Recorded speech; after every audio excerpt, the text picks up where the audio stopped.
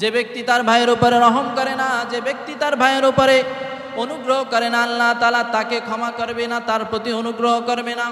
এই জন্য আমার ভাইয়ের প্রতি অনুগ্রহ করবেন, মুমিন ভাইয়ের উপরে অনুগ্রহ করবেন, দয়া দেখাবেন। এ বাবা, আদ-দিরায়াতু ফিত তারিক আহাদিসুল হিদায়া নামক একটা গ্রন্থ আছে। এই গ্রন্থের মধ্যে একটা হাদিস এসেছে, একটা ঘটনা, সম্ভবত ইয়ারমুক যুদ্ধের মধ্যে একজন সাহাবী ছিলেন হযরতে জাহাম ইবনে হুযায়ফা রাদিয়াল্লাহু তাআলা আনহু। এই জাহাম ইবনে হুযায়ফা রাদিয়াল্লাহু তাআলা আনহু তার চাচাতো ভাইকে যুদ্ধের ময়দানে খুঁজতে বের হয়েছে। চাচাতো ভাইকে কোথাও খুঁজে পায় না, খুঁজতে খুঁজতে খুঁজতে খুঁজতে লাশের সারির মধ্যে চলে গেছে। লাশের সারির মধ্যে গিয়ে দেখে আপন চাচাতো ভাই লাশের সারির মধ্যে পড়ে আছে। কাছে গিয়ে দেখে চাচাতো ভাই এখনো দুনিয়া থেকে বিদায় নেয় নাই, রূহটা মাত্র জিহ্বার আগায় চলে এসেছে। দেখে বোঝা যায় যে এখনো হয়তো রূহটা বের হয় দুনিয়া থেকে বিদায় নিয়ে চলে যাবে, এমন অবস্থা। কানের কাছে গিয়ে বললেন, চাচাতো ভাই তোমার মুখের মধ্যে একটু পানি দেব কি?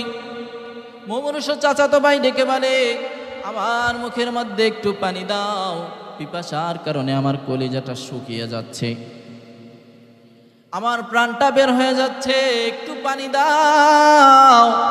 হযরতে জাহাম ইবনে হুযায়ফা বর্ণনা করতেছে, আমি যখন তার মুখের মধ্যে পানি দিব, এ বাবা ভালো করে বুঝেন, আমি যখন তার মুখের মধ্যে পানি দেব ঠিক ওই সময় পাশ থেকে আরেক ব্যক্তি পানি বলে চিৎকার করেছে।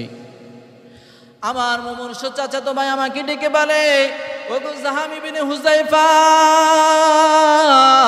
দেখো আমার কোন মুমিন ভাই তৃষ্ণার কারণে কষ্টে কলিজা ফেটে পানির আওয়াজ দিয়েছে, যাও তার মুখের মধ্যে একটু পানি দিয়ে আসো, আমি পরে খাবো, তুমি আগে তার মুখের মধ্যে পানি দিয়ে আসো। এই আপন চাচাতো ভাই জাহাম ইবনে হুযায়ফা যখন দ্বিতীয় ব্যক্তির মুখে পানি দিতে যাবে, পানি যখন তার মুখের মধ্যে দিবে, ঠিক তদ্রূপভাবে তৃতীয় আর এক ব্যক্তি পানি বলে চিৎকার করেছে। এবার দ্বিতীয় ব্যক্তি নিজের মুখের সামনে থেকে পানিটা সরিয়ে দিয়ে বলে, ভাই দেখো আমার কোন ভাই পিপাসার কারণে কলিজা ফেটে যায়, তার মুখের মধ্যে একটু পানি দিয়ে আসো, সে আগে খাক তারপরে আমি খাবো। ওই জাহাম ইবনে হুযায়ফা যখন তৃতীয় ব্যক্তির মুখের সামনে পানি নিয়ে যায়, এ বাবা পানি নিয়ে যাওয়ার সঙ্গে সঙ্গে ওই ব্যক্তি দুনিয়া থেকে বিদায় নিয়ে চলে যায়। তৃতীয় ব্যক্তি বিদায় নিয়ে চলে গেছে, পানি নিয়ে আবার দ্বিতীয় ব্যক্তির কাছে আসে। দ্বিতীয় ব্যক্তি কাছে এসে দেখে দ্বিতীয় ব্যক্তিও দুনিয়া থেকে বিদায় নিয়ে চলে গেছে। তৃতীয় ব্যক্তি অর্থাৎ তার আপন চাচাতো ভাইয়ের কাছে এসে দেখে তিনিও দুনিয়া থেকে বিদায় নিয়ে চলে গেছে। এ বাবা একজন আরেকজনের উপরে কতটা রহম, কতটা দয়াশীল ছিল। নিজের জীবন চলে যায়, তারপর অন্যকে বিপদে দেখতে পারে না, এটাই হচ্ছে মুমিনের আলামত, এটাই হচ্ছে একজন নবীর সাহাবীর আদর্শ রে বাবা। এই জন্য আদর্শ হিসাবে গ্রহণ করতে হবে নবীকে, নবীর সাহাবীদেরকে। মৃত্যু সজ্জায়ও তারা অপর মুসলমানের, অপর ভাইয়ের ভালো চিন্তা করত, অপর ভাইকে কিভাবে সহযোগিতা করা যায় সেই চেষ্টা করত। আর আমাদের মধ্যে কেমন যেন মন মানসিকতা হয়েছে, সে যদি আমাকে একটা আঘাত করে আমি তাকে 10টা আঘাত ফেরত না দিলে আমার মন শান্ত হয় না, এমন কেন যেন হয়ে গেছে আমাদের মাঝে। কেন আমরা সেই নবীর আদর্শের মধ্যে ফিরে আসি না? কেন আমরা সেই সাহাবীদের আদর্শের মধ্যে ফিরে আসি না? যদি আমরা ফিরে আসতে পারতাম তাহলে আমাদের সমাজের মধ্যে এত দ্বন্দ্ব ফাসাদ থাকতো না। আমরা মানুষকে কিভাবে ক্ষতি করা যায় সেই চিন্তায় সর্বক্ষণিক ঘুরি। মুমিন হওয়ার জন্য মুমিনের অনেকগুলো কাজের প্রয়োজন আছে, মুমিনের অনেকগুলো পরীক্ষার প্রয়োজন আছে, অনেক বিধান মেনে চলার প্রয়োজন আছে। একজন ইউনিভার্সিটির ছাত্র, সে ইউনিভার্সিটিতে ভর্তি হতে চাইলেই কি ভর্তি হতে পারে? পারে না। ভর্তি হওয়ার জন্য কিছু নিয়ম কানুন মেনে তারপরে তাকে ইউনিভার্সিটিতে যেতে হবে। এখন আমরা নিজেকে যদি মুমিন দাবি করি, দাবি করলেই তো হবে না। দাবি করার জন্য, এই দাবিটা পূরণ করার জন্য আমাদের কিছু কাজের প্রয়োজন আছে না নাই? কিছু নিয়ম কানুন অনুসরণ করার প্রয়োজন অবশ্যই আছে। এই জন্য নিয়মকানুনগুলো অনুসরণ করব। কথাটা বুঝবেন। অনেকে আমি ওয়াজ তো করি, অনেকে শোনে আর কি, কিন্তু কি যে করি আর কি যে বলি তারা বুঝে না। এই যে আমি গত কিছুদিন আগে কোরআন সম্পর্কে আলোচনা করতেছিলাম, কোরআন তেলাওয়াতের ফজিলত সম্পর্কে আলোচনা করছিলাম, তখন যে আপনাদের এখানে জিজ্ঞেস করতেছি যে কোরআন এমন একটা গ্রন্থ যার মধ্যে কোনো ভুল নাই, আছে? কথাটা বুঝছেন আপনারা? আমি জিজ্ঞেস করতেছিলাম যে কোরআনের মধ্যে ভুল আছে? একজনে মাথা লড়ায় এভাবে, দেখেন আমার দিকে এভাবে মাথা নাড়াচ্ছে। কি বুঝলো বলেন? আমি জিজ্ঞেস করছি কোরআনের মধ্যে ভুল আছে? স্বাভাবিক উত্তর না, ভুল নাই। তো উনি মাথা লড়াচ্ছে এভাবে। এখন বুঝেন কি বুঝছে, কি বুঝে মাথা লড়াইছে? কোরআনের মধ্যে ভুল আছে মানে কি যে বলছি, কি যে শুনছে তাও বুঝে নেই। এই কারণে ওয়াজ শুনতে হলে বুঝতে হবে, বুঝতে পারলেই তো আমল করতে পারবেন, না বুঝলে তো খালি শোনাই হবে, আমল আর হবে না। এই জন্য কথাটা খেয়াল করে ভালো করে শুনবেন, দেখবেন মজা পাবেন, এবং এটা আমাদের জন্য অনেক বড় একটা আখিরাতের পুঁজি হবে। এই জন্য মুমিন দাবি করলেই মুমিন হওয়া যাবে না। মুমিন হওয়ার জন্য কিছু বিধান, কিছু নিয়ম কানুন অবশ্যই মানতে হবে। যদি কেউ এই বিধানগুলো না মানে, তাহলে সে যেরকম একটা বিশ্ববিদ্যালয়ের ছাত্র বিশ্ববিদ্যালয়ের ছাত্র হিসেবে দাবি করলেই হবে না, কিছু নিয়মকানুন মেনে তাকে ভর্তি হতে হবে। ঠিক তদ্রূপভাবে মুমিন হিসেবে দাবি করার পর তাকে কিছু মুমিনের নিয়মকানুন আছে, কিছু বিধান আছে, মেনে তারপরে তাকে মুমিনের খাতায়, আল্লাহর খাতায় নাম লিখাতে হবে, তাহলে সে মুমিন হতে পারবে। মুমিনের অনেক আলামত আছে, এর মধ্যে আল্লাহ তাআলার পয়গম্বর বিশ্বনবী রাহমাতুল আলামিন বলেন, আল মুসলিমু আখুল মুসলিম লা ইয়াজলিমুহু ওয়া লা ইয়াসলিমুহু। বুখারী শরীফের হাদিস। আল্লাহ তাআলার পয়গম্বর বিশ্বনবী বলেন, মুসলমান আর অপর মুসলমান হলো ভাই ভাই। এক মুসলমান আর এক মুসলমানের সম্পর্ক হচ্ছে ভাইয়ের মতো। আপনার মায়ের পেটের ভাই যেরকম আপনার কাছে প্রিয়, আপনার কাছে যেরকম ভালোবাসার, স্নেহের অথবা শ্রদ্ধেয়, ঠিক তদরূপভাবে দুনিয়ার সমস্ত মুসলমান, দুনিয়ার সমস্ত মুমিন আপনার মায়ের পেটের ভাইয়ের মতো। এটা হচ্ছে মুমিনের আলামত। কেন মুমিনের আলামত? আল্লাহ তাআলা সূরাতুল হুজরাতের 10 নম্বর আয়াতের মধ্যে বলেন, ইন্নামাল মুমিনুনা ইখওয়া ফাআসলিহু বাইনা আখাওয়াইকুম। এক নম্বর মুমিনের আলামত হলো মুমিন তার অপর মুমিন ভাইকে নিজের মায়ের পেটের ভাইয়ের মতো ভালোবাসবে। কিরকম ভালোবাসবে? আল্লাহ তাআলার পয়গম্বর আরেক হাদিসের মধ্যে জানায়া দেয়, আল মুমিনু কারাজুলুন ওয়াহিদিন ইশতাকা আইনুহু ইশতাকা কুল্লুহু ওয়া ইশতাকা রাসুহু ইশতাকা কুল্লুহু। এ বাবা, মুমিন হলো একটা শরীরের মতো, একটা দেহের মতো। এই অলিপুর গ্রামে আমি শুধু মুমিন না, আরো মুমিন আছে না নাই? আল্লাহ তাআলার মুমিন বান্দা এই অলিপুর গ্রামে আছে না নাই? আছে না? কত মুমিন আল্লাহ তাআলার বান্দা এই অলিপুর গ্রামে বসবাস করে। শুধু এই অলিপুর গ্রামে নয়, এ বাবা, পুরো বাংলাদেশের মধ্যে কত হাজার হাজার কোটি কোটি মুমিন আমার ভাই বসবাস করে। এমনকি তামাম পৃথিবীর মধ্যে কত মুমিন ভাই পৃথিবীর মধ্যে বসবাস করে। আল্লাহ তাআলার পয়গম্বর জানায়া দেয়, হে দুনিয়ার মানুষ, প্রত্যেকটা মুমিন, প্রত্যেকটা মুসলমান, তোমরা একটা দেহের মতো। পৃথিবীতে যত মুমিন আছে, পৃথিবীতে যত মুসলমান আছে, সবাই কিসের মতো বাবা? একটা দেহের মতো। একটা দেহ শুধুমাত্র মাথা দ্বারা পরিপূর্ণ হয় না, শুধু হাত দ্বারা পরিপূর্ণ হয় না, শুধু চোখ দ্বারা পরিপূর্ণ হয় না। একটা দেহ পরিপূর্ণ হওয়ার জন্য কিসের প্রয়োজন? একটা মাথার প্রয়োজন, দুইটা চক্ষুর প্রয়োজন, দুইটা হাতের প্রয়োজন, দুইটা হাতে 10টা আঙ্গুলের প্রয়োজন, দুইটা পায়ের প্রয়োজন। এ বাবা, এরকম অসংখ্য অগণিত অঙ্গ প্রত্যঙ্গ মিলে একটা বডি হয় নাকি? একটা পূর্ণাঙ্গ শরীর হয়। ঠিক তদ্রূপভাবে আল্লাহ তাআলার পয়গম্বর জানায়া দেয়, এ দুনিয়ার মুমিন, তোমরা সবাই চাই অলিপুর গ্রামে থাকো অথবা বাংলাদেশের অন্য কোনো গ্রামে থাকো অথবা পৃথিবীর অন্য কোনো প্রান্তে থাকো না কেন, আলাদা আলাদা আলাদা থাকবে ঠিক, কিন্তু তোমরা সকলেই একটা দেহের মতো।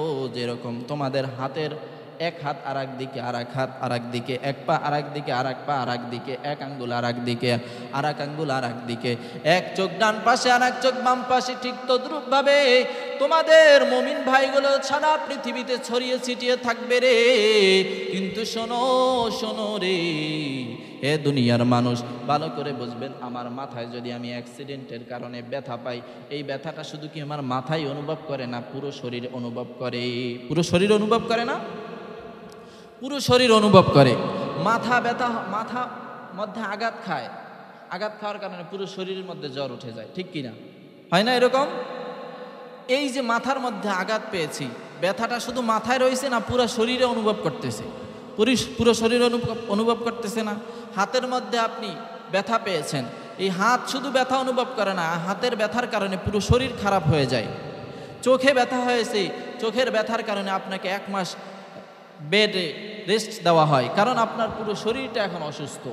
এই যে আপনার আঘাত শুধুমাত্র আপনার চোখের মধ্যে লেগেছে, এই জন্য চোখের মধ্যে সীমাবদ্ধ থাকে নাই, পুরো বডির মধ্যে ছড়ায় গেছে। ঠিক তদ্রূপভাবে পৃথিবীর এক প্রান্তে যদি একজন মুসলমান কষ্টে থাকে, পৃথিবীর আপনার ফিলিস্তিনের মধ্যে যদি কোনো মুসলমান কষ্টের মধ্যে থাকে, ফিলিস্তিনের মধ্যে যদি কোনো মুমিন, কোনো নারী, কোনো মুমিনা নারী যদি ধর্ষিত হয়, আমার বাংলাদেশের প্রত্যেকটা মুসলমানের কলিজার মধ্যে আগুন জ্বলে যায়। এটাই হচ্ছে মুসলমান মুমিনের আলামত, ঠিক কিনা বলেন?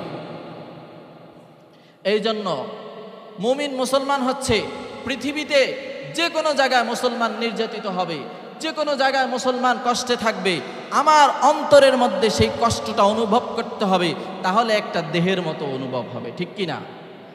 তাহলে একটা দেহের মতো অনুভব হবে। আর যখন এরকম কষ্টটা মনের মধ্যে অনুভব করতে পারবো, ঠিক তখনই আমি নিজেকে মনে করব আমি একজন মুমিন হয়তো হয়েছি। না হয় আমার দিল্লিতে আমার মুসলমান যদি কষ্ট পায়, ফিলিস্তিনের মধ্যে যদি মুসলমান কষ্ট পায়, আফগানে যদি মুসলমান কষ্ট পায়, আমার 1 বছরের 1 দিনের শিশু থেকে শুরু করে 90 বছর বৃদ্ধদেরকে বোমার আঘাতে দ্বিখণ্ডিত করে দেওয়া হয় শরীর মোবারক, তাহলে বোঝা যাবে আমার শরীরে, আর এই ব্যথাটা যদি আমার শরীরের মধ্যে অনুভব না হয়, তাহলে বুঝতে হবে এখনো আমার ভিতরে ঈমানের পরিপূর্ণতা আসে নাই, আমি এখনো মুমিন হতে পারি নাই। এজন্য পৃথিবীর যেখানে মুসলমান নির্যাতিত হবে, আমাদের কষ্ট অনুভব হতে হবে। মুমিনের আর একটা আলামত হলো, আল্লাহ তাআলার পয়গম্বর বিশ্বনবী রাহমাতুল লিল আলামিন বলেন, লা ইয়াজলিমুহু ওয়া লা ইয়াসলিমুহু। আরেকটা আলামত হচ্ছে মুমিন অপর মুসলমান ভাইয়ের উপরে, নিজের প্রতিবেশীর উপরে কখনো জুলুম করে না। এটা হচ্ছে আরেকটা আলামত। আমরা জুলুম করি নাকি? জুলুম করি না তো? আমরা অবশ্যই করব না, কারণ মুমিন কোনো সময় আর এক মুমিনের উপরে জুলুম করতে পারে না। আর একটা আলামত হলো, হাদিসে পাকের মধ্যে বলেন, ওয়ালা ইয়াসলিমুহু, মুমিন কখনো আর এক মুমিন ভাইকে বিপদের মধ্যে ঠেলে দিতে পারে না। এটা আমাদের মধ্যে কম বেশি আছে, যদিও না বলি আমরা, আমাদের মধ্যে আছে অনেকের। এক ভাই আর এক ভাইকে বিপদের মধ্যে ঠেলে দেয়, এক ভাই আর এক ভাইয়ের ক্ষতি কিভাবে করা যায় সেই চিন্তায় সার্বক্ষণিক ঘুরি। বিশেষ করে সমাজের যারা একটু নিম্ন শ্রেণীর মানুষ, তাদের উপরে আমরা কত জুলুম করি, তাদেরকে বিপদের মধ্যে ঠেলে দেই। এটা ঠিক না। মানুষ হিসেবে ভুল হতে পারে, তাকে আমরা ক্ষমা করে দিব। আল্লাহ তাআলা আমাকে ক্ষমা করে দিবেন। এই জন্য আল্লাহ তাআলা বলেন আহসিন কামা আহসানাল্লাহু ইলাইক। হে দুনিয়ার মানুষ, তোমার কাছে কোনো মানুষ অন্যায় করেছে, অপরাধ করেছে, তুমি তাকে ক্ষমা করে দাও। আমি কেন ক্ষমা করবা? কারণ তুমি একজন আমার বান্দা, তুমি একজন আমার গোলাম। তোমাকে আমার পথে চলার জন্য কত বিধান দিয়েছি, কত নিয়ম কানুন দিয়েছি, তুমি আমার বিধানগুলো অনুসরণ করো না, আমার নিয়ম কানুনগুলো তুমি মানো না। আমরা বলেন আজকে সকাল থেকে এই দুপুর পর্যন্ত এমন একজন মানুষ আছি যে একটা মাত্র গুনাহ করি নাই, এমন একজন মানুষ আছি নাকি? আমার মনে হয় খুঁজলে একজন মানুষ পাওয়া যাবে না রে বাবা, একজন মানুষ পাওয়া যাবে না। সকলের মাঝে কম বেশি গুনাহ হয়েছে, এমন কোনো মানুষ নাই সকাল থেকে এই দুপুর পর্যন্ত একটা বেগানা নারীর দিকে তাকায় নাই, এমন কোনো মানুষ আছে নাকি? আমরা কেউ নাই, কেউ না কেউ কোনো পরনারীর দিকে তাকাইছি। কোনো নারী পুরুষ দেখে নাই এমন কেউ নাই, কেউ না কেউ কোনো পুরুষের দিকে তাকাইছি। এ বাবা, এমন কেউ নাই মিথ্যা বলি নাই। সকলেই দেখেন খোঁজ নিলে কোনো না কোনো সময় মিথ্যা বলেছে, অপরের হক নষ্ট করেছে, অপরের মনে কষ্ট দিয়েছে। এগুলি বাবা প্রত্যেকটা কবিরা গুনাহ। তাহলে সকাল থেকে সন্ধ্যা পর্যন্ত একটু হিসাব করেন কত হাজার কবিরা গুনার মধ্যে লিপ্ত থাকি আমরা। এরপরে এই যে আমরা সকাল থেকে সন্ধ্যা পর্যন্ত কবিরা গুনার মধ্যে লিপ্ত থাকি, আল্লাহ রাব্বুল আলামিন কোনদিন কি আমাদের এই গুনাহের কারণে এক বেলা খাবার বন্ধ করে দিয়েছেন নাকি? আমাদের দিয়েছেন? একদিনও একবেলা খাবার বন্ধ করে দেয় নাই রে বাবা। শুধু তাই নয়, আজকে ফজরের সময় মুসল্লি কিন্তু এক কাতারও হয় নাই, কিন্তু জুমার সময় অটোমেটিক এখনো 2 কাতার হয়ে গেছে। আর একটু পরে পুরো মসজিদ ভরে যাবে রে বাবা। এবার চিন্তা করে দেখেন, ফজরের সময় মুয়াজ্জিনের কণ্ঠে আল্লাহ তাআলা ডেকেছেন, রে গোলাম আমি আল্লাহ হলাম সব থেকে বড়, আমার থেকে বড় কেউ নাই। আমি আল্লাহ হচ্ছি দুনিয়ার সব থেকে ক্ষমতাধরের ক্ষমতাধর, আমি আল্লাহ হচ্ছি তোমার রিজিক দাতা। এই জন্য আল্লাহ তাআলা ডেকেছেন হাইয়া আলাস সালাহ হাইয়া আলাল ফালাহ। এ গোলাম, আমার সালাতের দিকে, আমার প্রার্থনার দিকে আসো, আমার কল্যাণের দিকে আসো। দেখেন বাবা, কয়জন মানুষ ফজরের এই আল্লাহ তাআলার ডাকে সাড়া দিয়ে মসজিদে এসে নামাজ পড়েছি? কয়জন মানুষ এখানে আছি? অনেকে এখানে আছি ফজরের সময় আল্লাহ তাআলার এই ডাকে সাড়া না দিয়ে, আল্লাহ তাআলার ডাককে অপ্রাধান্য দিয়ে, নিজের ঘুমকে বেশি প্রাধান্য দিয়ে ঘুমিয়েছিলাম, ঠিক কিনা? এ বাবা, একটু চিন্তা করে দেখেন, যেই মালিক আমাকে ফজরের সময় আমাকে ডাক দিল, আমি ডাকে সাড়া দিলাম না, নিজে ঘুমায় রইলাম, আল্লাহ তাআলার ডাককে প্রাধান্য দিলাম না, নিজের ঘুমকে প্রাধান্য দিলাম, প্রাধান্য দিয়ে নিজে ঘুমিয়ে থাকলাম। ঘুমিয়ে থাকার পর 8টা 9টা পর্যন্ত 10টা পর্যন্ত ঘুমানোর পর আমি ঘুম থেকে উঠে দাঁতটা ব্রাশ করে খাবার টেবিলের মধ্যে বসে গেছি। এ বাবা, চিন্তা করে দেখেন, আপনি কোন মালিকের খাবার আপনি গ্রহণ করতেছেন? যেই মালিক আপনাকে 3 ঘন্টা 4 ঘন্টা আগে মসজিদের মধ্যে একটা সেজদা দেওয়ার জন্য আপনাকে ডেকেছিলেন, সেই মালিকের ডাকে আপনি সাড়া না দিয়ে 3 ঘন্টা 4 ঘন্টা ঘুমায়া ঘুম থেকে উঠে সেই মালিকের দেওয়া রিজিক খাওয়ার জন্য বসে গেছেন, ঠিক কিনা? অথচ আল্লাহ তাআলা কত বড় মেহেরবান, কত বড় মেহেরবান। আল্লাহ তাআলার এই যে 3 ঘন্টা আগে আপনাকে সালাতের জন্য, সাজদা দেওয়ার জন্য আল্লাহ তাআলা ডেকেছেন, আপনি সারা দেওয়া না দেওয়ার পরেও আল্লাহ তাআলা আপনার রিজিক আপনার সামনে থেকে কেড়ে নেয় নাই। যদি আল্লাহ চাইতো আপনাকে এই ঘুমটাকে চিরদিনের জন্য ঘুম বানায় দিতে পারতো কিনা? এই ঘুম আপনার শেষ ঘুম বানায় দিতে পারতো কিনা? কত মানুষ দেখেন এশার পরে রাতের বেলা ঘুমায়, ফজরের সময় আর উঠতে পারে না, চিরদিনের জন্য লাশ হয়ে যায়। কিন্তু আমাকে আপনাকে আল্লাহ তাআলা কিন্তু এরকম করে নাই, করেছে নাকি? আমাকে রিজিক খাওয়ার আল্লাহ তাআলা শক্তি দিয়েছেন, এটাই হচ্ছে আল্লাহ তাআলার রহমত, এটাই হচ্ছে আল্লাহ তাআলার অনুগ্রহ। এই জন্য আল্লাহ তাআলা বলেছেন, রে গোলাম, আমি তোমার উপরে যেভাবে রহম করেছি, আমি তোমার উপরে যেভাবে অনুগ্রহ করেছি, আমার বান্দাদের প্রতি তুমি ঠিক এরকম ভাবে অনুগ্রহ করো, এরকম ভাবে রহম করো। আমি কত শত গুনাহের মধ্যে থাকি, একটা গুনাহের জন্য যদি হয় আমাকে আল্লাহ তাআলা দুনিয়া থেকে বিদায় করে দিতে পারেন, কিন্তু এরপর আল্লাহ তাআলা আমাকে হেফাজত করে রেখেছে, এরপরও আমাকে হেফাজত করে রেখেছেন। অথচ আমরা আমার ভাইয়ের ছোট্ট একটা অপরাধকে আমরা ক্ষমা করতে পারি না, এতটুকু মন মানসিকতা আমাদের হয় না। অথচ আল্লাহ তাআলা আমাদের কত পাহাড় সমপরিমাণ গুনাহগুলোকে আল্লাহ তাআলা নিমিষেই ক্ষমা করে দিয়ে কিয়ামতের ময়দানে জান্নাতে পৌঁছায় দিবেন। সুবহান। দুনিয়ার কোনো মানুষ এমন নাই যে সে বলতে পারে আমি কিয়ামতের ময়দানে আমি আমার নামাজ দিয়ে, আমি আমার তাহাজ্জুদ দিয়ে, আমি আমার কোরআন তেলাওয়াত দিয়ে, আমি আমার জিকির আজকার দিয়ে, আমার আমল দিয়ে কিয়ামতের ময়দানে জান্নাতে যাব, এমন কোনো মানুষ কেউ বলতে পারে না। আল্লাহ তাআলা যদি আপনাকে আমাকে একটা মাত্র গুনাহের জন্য ডাক দিয়ে বলে, হে অমুকের ছেলে অমুক, তুমি এই গুনাহটা কেন করেছো, এই কাজটা কেন করেছো, কিয়ামতের ময়দানে আমার মতন হুজুর হোক না হাজার, আমার থেকে হাজার বড় গুণ হুজুর হোক না কেন, এই একটা সওয়ালের জবাব দিয়ে জান্নাতে যাওয়ার ক্ষমতা কারো নাই। এরপর আল্লাহ তাআলা ক্ষমা করে জান্নাত দিবেন কিনা? দিবেন না, নাকি সবাইকে জাহান্নামে পাঠিয়ে দেবেন? পাঠাবেন না। এরপর অসংখ্য মানুষকে জান্নাতে দিবেন। কেন দিবেন? এই যে আল্লাহ তাআলার রহম, এই যে আল্লাহ তাআলার দয়া, আল্লাহ তাআলার অনুগ্রহ, আল্লাহ তাআলা এমনভাবে দেখাবেন যে আমার 60 বছর 70 বছরের পাহাড় সমপরিমাণ গুনাহগুলোকে আল্লাহ তাআলা এক মুহূর্তে ক্ষমা করে দিয়ে জান্নাতের মেহমান বানায় দিবেন। আর আমরা এই পাহাড় সমপরিমাণ গুনাহের মালিক হওয়ার পরেও আমরা কিয়ামতের ময়দানে আল্লাহ তাআলার ক্ষমার আশাবাদী। অথচ আমার ভাইয়ের ছোট্ট একটা অপরাধ, এক হাত জমি আমার ভাইয়ের ভাগের মধ্যে চলে গেছে, সেটা আমরা মাফ করতে পারি না। একটা গাছ চলে গেছে, এই ছোট্ট একটা গাছ আমরা আমার ভাইকে দিয়ে দিতে পারি না। এজন্য ভাইয়ের পেটের মধ্যে ছুরি ঢুকাইয়া দেই, ভাইয়ের মাথার মধ্যে আঘাত দেই, প্রতিবেশীকে আমরা কষ্টে রাখি, বিপদের মধ্যে ফেলে দেই। এটা কোনো মুমিনের আলামত হতে পারে না। আপনি যদি আপনার ভাইয়ের ছোট্ট একটা অপরাধকে ক্ষমা করতে না পারেন, কিয়ামতের ময়দানে কিভাবে আশা করেন আপনার পাহাড় সমপরিমাণ গুনাহগুলো আল্লাহ তাআলা আপনাকে ক্ষমা করে দিবেন?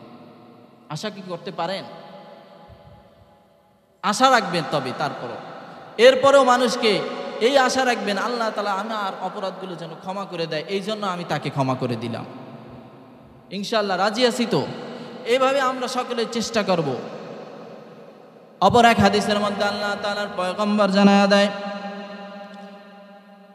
লা ইয়ারহামুল্লাহু মান লা ইয়ারহামুন নাস। আল্লাহ তাআলা ওই ব্যক্তির উপর রহম করে না, ওই ব্যক্তির উপরে দয়া করে না যে ব্যক্তি তার মুমিন ভাইয়ের উপরে, যে ব্যক্তি তার আপন প্রতিবেশীর উপরে, যে ব্যক্তি তার মুসলমান ভাইয়ের উপরে রহম করে না, যে ব্যক্তি তার ভাইয়ের উপরে রহম করে না, যে ব্যক্তি তার ভাইয়ের উপরে অনুগ্রহ করে না, আল্লাহ তাআলা তাকে ক্ষমা করবে না, তার প্রতি অনুগ্রহ করবে না। এই জন্য আমার ভাইয়ের প্রতি অনুগ্রহ করবেন, মুমিন ভাইয়ের উপরে অনুগ্রহ করবেন, দয়া দেখাবেন। এ বাবা, আদ-দিরায়াতু ফিত তারিক আহাদিসুল হিদায়া নামক একটা গ্রন্থ আছে। এই গ্রন্থের মধ্যে একটা হাদিস এসেছে, একটা ঘটনা, সম্ভবত ইয়ারমুক যুদ্ধের মধ্যে একজন সাহাবী ছিলেন হযরতে জাহাম ইবনে হুযায়ফা রাদিয়াল্লাহু তাআলা আনহু। এই জাহাম ইবনে হুযায়ফা রাদিয়াল্লাহু তাআলা আনহু তার চাচাতো ভাইকে যুদ্ধের ময়দানে খুঁজতে বের হয়েছে। চাচাতো ভাইকে কোথাও খুঁজে পায় না, খুঁজতে লাশের সারির মধ্যে চলে গেছে। লাশের সারির মধ্যে গিয়ে দেখে আপন চাচাতো ভাই লাশের সারির মধ্যে পড়ে আছে। কাছে গিয়ে দেখে চাচাতো ভাই এখনো দুনিয়া থেকে বিদায় নেয় নাই, রূহটা মাত্র জিহ্বার আগায় চলে এসেছে। দেখে বোঝা যায় যে এখনো হয়তো রূহটা বের হয় দুনিয়া থেকে বিদায় নিয়ে চলে যাবে, এমন অবস্থা। কানের কাছে গিয়ে বললেন, চাচাতো ভাই তোমার মুখের মধ্যে একটু পানি দেব কি?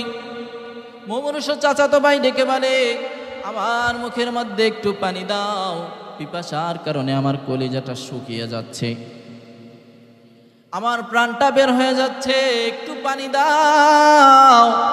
হযরতে জাহাম ইবনে হুযায়ফা বর্ণনা করতেছে, আমি যখন তার মুখের মধ্যে পানি দিব, এ বাবা ভালো করে বুঝেন, আমি যখন তার মুখের মধ্যে পানি দেব ঠিক ওই সময় পাশ থেকে আর এক ব্যক্তি পানি বলে চিৎকার করেছে। আমার মুমূর্ষ চাচাতো ভাই আমাকে ডেকে বলে, ওগো জাহাম ইবনে হুযায়ফা, দেখো আমার কোন মুমিন ভাই তৃষ্ণার কারণে কষ্টে কলিজা ফেটে পানির আওয়াজ দিয়েছে, যাও তার মুখের মধ্যে একটু পানি দিয়ে আসো, আমি পরে খাবো, তুমি আগে তার মুখের মধ্যে পানি দিয়ে আসো। এই আপন চাচাতো ভাই জাহাম ইবনে হুযায়ফা যখন দ্বিতীয় ব্যক্তির মুখে পানি দিতে যাবে, পানি যখন তার মুখের মধ্যে দিবে, ঠিক তদ্রূপভাবে তৃতীয় আর এক ব্যক্তি পানি বলে চিৎকার করেছে। এবার দ্বিতীয় ব্যক্তি নিজের মুখের সামনে থেকে পানিটা সরিয়ে দিয়ে বলে, ভাই দেখো আমার কোন ভাই পিপাসার কারণে কলিজা ফেটে যায়, তার মুখের মধ্যে একটু পানি দিয়ে আসো, সে আগে খাক তারপরে আমি খাবো। ওই জাহাম ইবনে হুযায়ফা যখন তৃতীয় ব্যক্তির মুখের সামনে পানি নিয়ে যায়, এ বাবা পানি নিয়ে যাওয়ার সঙ্গে সঙ্গে ওই ব্যক্তি দুনিয়া থেকে বিদায় নিয়ে চলে যায়।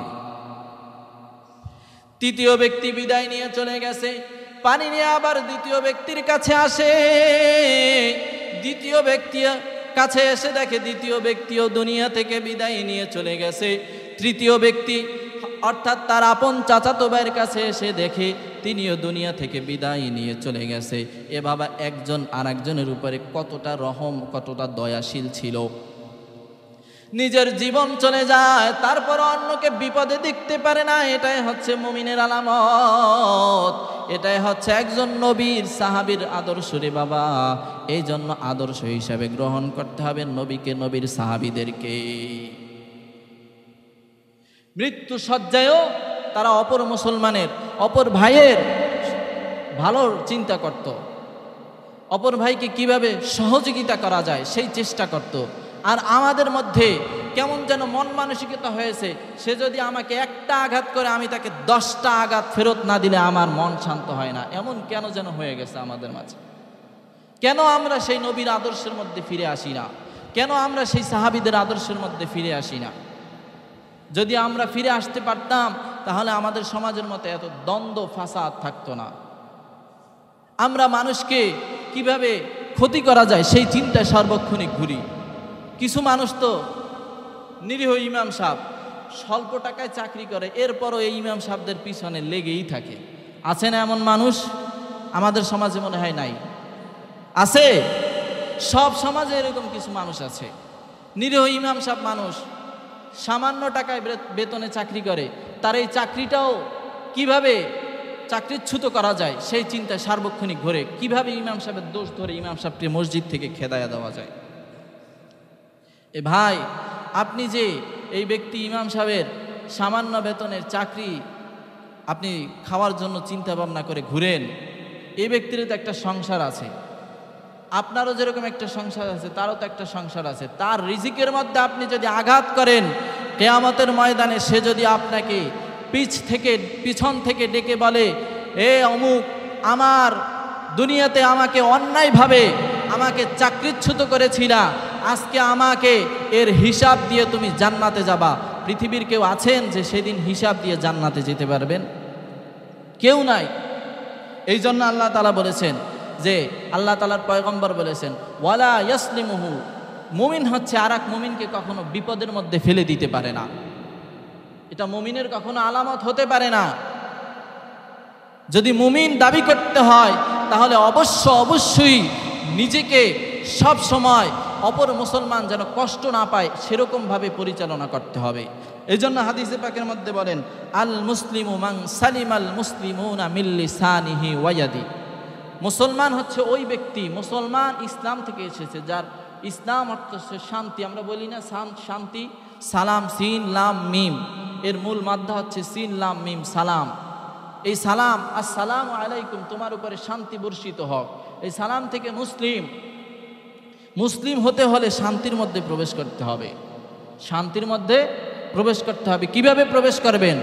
মান সালিমাল মুসলিমুনা মিন লিসানিহি ওয়া ইয়াদি। আপনার নিজেকে মুসলমান তখনই দাবি করতে পারবেন যখন আপনার হাত, আপনার জবান থেকে অপর মুসলমান নিরাপদ থাকে। আপনি জবান থেকে এমন কোনো কথা বলবেন না যেন অপর মুসলমান কষ্ট না পায়। কষ্ট পায় এমন কোনো কাজ হাত দিয়ে করবেন না, জবান দিয়ে করবেন না।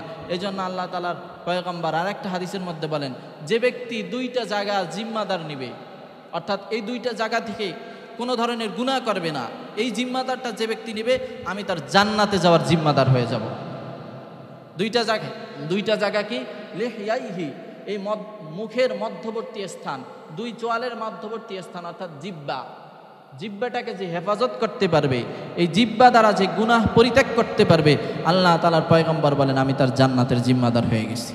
আর একটা হচ্ছে দুই রানের মাঝখান, অর্থাৎ মধ্যবর্তী স্থান, লজ্জা স্থান, এই দুইটা স্থানকে যেই গুনাহ থেকে মুক্ত রাখতে পারবে, সে ব্যক্তির জন্য জান্নাতের জিম্মাদার আল্লাহ রাসূল সাল্লাল্লাহু আলাইহি ওয়াসাল্লাম। এই জন্য আমরা প্রত্যেকেই চেষ্টা করব আমার হাত জবান থেকে কেন কোনো মুসলমান মুমিন যেন কষ্ট না পায়, এবং কেউ যদি কষ্ট পায় আমরা তার কষ্টের মধ্যে ঝাঁপায়ে পড়বো ইনশাআল্লাহ, তাকে সহযোগিতা করবো ইনশাআল্লাহ। রাজি আছি তো? আল্লাহ তাআলা আমাদেরকে তৌফিক দান করুন, আমিন। ওয়া মা তৌফিক ইল্লা বিল্লাহ।